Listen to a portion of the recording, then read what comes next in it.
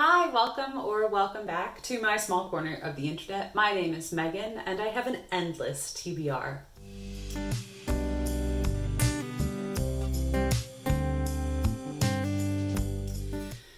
So based on that introduction and my endless TBR, this is probably not a conclusive list of the items that I will be reading in April, but I wanted to give you a brief list of things that you might expect to see in my vlogs or highlighted at some point this month.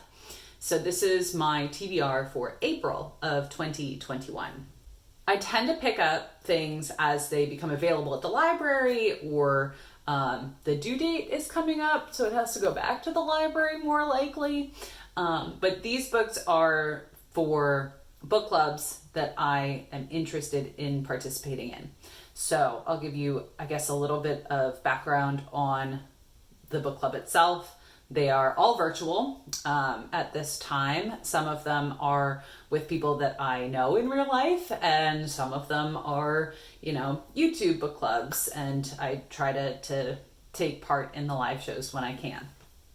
So first up, on April 6th is a friend of mine's book club. She is a librarian, and at her library, she has established this book club known as Library Libations. And this month we'll be reading Flights by Olga Tocarczuk. I just checked the pronunciation of this author's name, and I'm pretty sure I got it correct, which is very exciting. In any case, we will be reading Flights by Olga Tocarczuk. This is translated from the Polish by Jennifer Croft, and I don't really know anything about it. I have heard that reading the words on the page is the way to go, even though the audiobook is narrated by Julia Whelan, who is absolutely wonderful. And I'm running out of time to actually get this read, and there are quite a number of pages. So we will see. It might be sort of a hybrid situation over the weekend to try to get this read. Though I love the color of the cover. It's very striking. The following Friday, I will be meeting with East City Bookshop, based in Washington, D.C. They host a wine and angst book club on a monthly basis, where adults who still read YA get to do that and discuss. So this month's selection is something familiar from my channel. So that is Elatsoe by Darcie Little Badger. So this focuses on the character Ellie, short for Elatsoe, and she is learning about herself and some of her abilities that she has gained from her family and her cultural background, and how the events of a different community have affected her surroundings and the safety of her community and her family. And I'll likely be listening to that selection as well. Elatsoe is narrated by Kinsale, Hueston. Since this is already on the list of my top 12 highlights from quarter one, I'll link that up in the cards for you. I'm definitely looking forward to revisiting this story in a different medium, maybe getting something different out of it this time, and especially being able to discuss it with others, because that always enriches my experience in reading a title. So the next one is my library's book club. I don't host, I'm not a librarian quite yet, but I do hope that I'll get to do so in the future. We host a monthly book club called the Book and Pub Club. It is part of our adultish programming, so we are looking to attract those in the millennial or the 20s to 30s age group, now that some of our older millennials are not in their 30s anymore. What is age? It's all good. And normally we would meet not in a virtual format, but at a restaurant in the town in which I live. So it was something that brought a social element to my life when I first moved here that I very much appreciated. So, I'm never gonna quit them. And this month we are reading The Devil and the Dark Water by Stuart Turton. Stuart Turton is well known for his debut thriller, which was The 7.5 Deaths of Evelyn Hardcastle. I have not yet read that book, and I think I tried to listen to it and got too confused. But this is more historical and based on a pirate ship, or set on a pirate ship, of which we have some maps inside the cover, which is quite stunning and is also very long. So I haven't started any of these. It is April 1st, and I may be putting myself at a disadvantage. But this book looks to be really, really cool. And I am looking forward to reading it. I might be listening to this. And if I do, it is narrated by James Cameron Stewart. So you'll hear more about this as I move forward, and let you know my thoughts. So those are all with folks that I know in real life or have come to know in a virtual world, such as the Wine and Angst book club folks. During our last meeting, there was a brief discussion on when they're bringing their book clubs back to real life. And that made me a little bit sad because I will not be able to participate if they make their book clubs in person, since it would be like a 6 or 7 hour trip to get down there. But we'll see when that time comes, and I'll enjoy joining them for as long as I can. The next few books are all YouTube or like community-based book clubs. The first one is not a book club precisely, but a read-along for the Song of the Lioness Quartet by Tamora Pierce. This is hosted by Bethany at Beautifully Bookish Bethany and Ashley of the Bookish Realm. They are two of my favorite booktubers. If you are not yet subscribed, please make sure you do so. I will leave links to their channels down below and a link to the next live show, I guess, where they'll be discussing number 3 in the Song of the Lioness Quartet, The Woman Who Rides Like a Man. This quartet looks at Alana Trayborn, I think is her surname, where she wants nothing more than to be a knight, but there hasn't been a knight in the realm, a female knight in the realm, for centuries.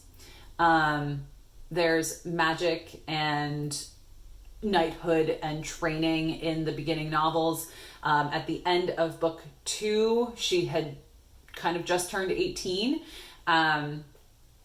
So we are moving into a different stage of her life, and she is actually leaving the characters and the environment in which she has been training and growing up to this point. So we have some travel and adventure in this novel upcoming, and I will see what everybody else thinks of it. This is towards the end of the month, so I haven't been able to attend their events live, but I do hope to be able to do so with this 3rd volume. We'll see. Next is the Blades and Bodice Rippers book club. This is this was created by Amanda at the Naughty Librarian. Leanne from Leanne's Library is her channel name, and new hosts have been added. So we have Bethany of Beautifully Bookish Bethany once again, and Mara from Books Like Whoa.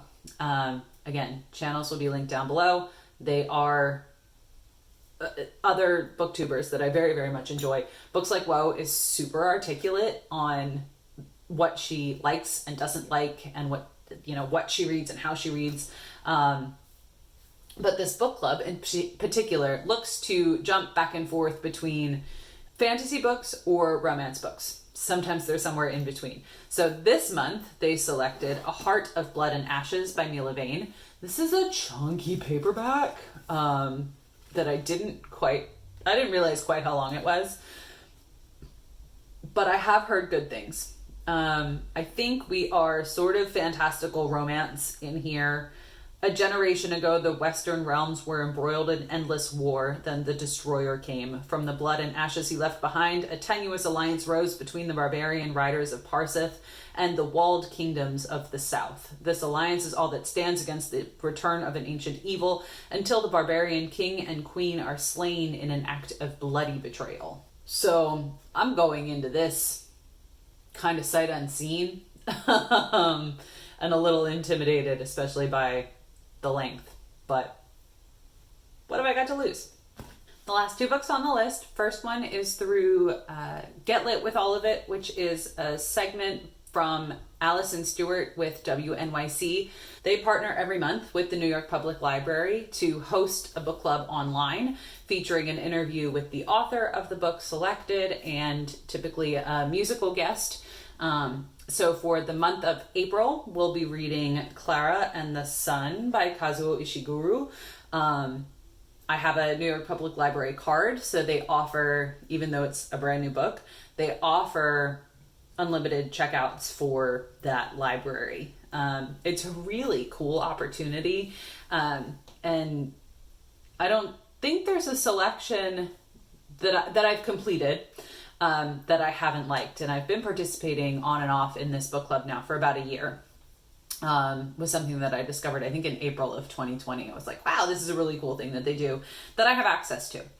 And finally is Books and Lala's Literally Dead book club. So she focuses on mystery or thriller novels, and for April we'll be reading Every Value Break by Peter Swanson. I believe this just came out, and you can see I have an advanced reader's copy, which I requested through NetGalley. So I've never read a Peter Swanson novel, and I've been wanting to read 8 Perfect Murders, but I think there was one book on there that I didn't want spoiled, I think, so I haven't read that one yet.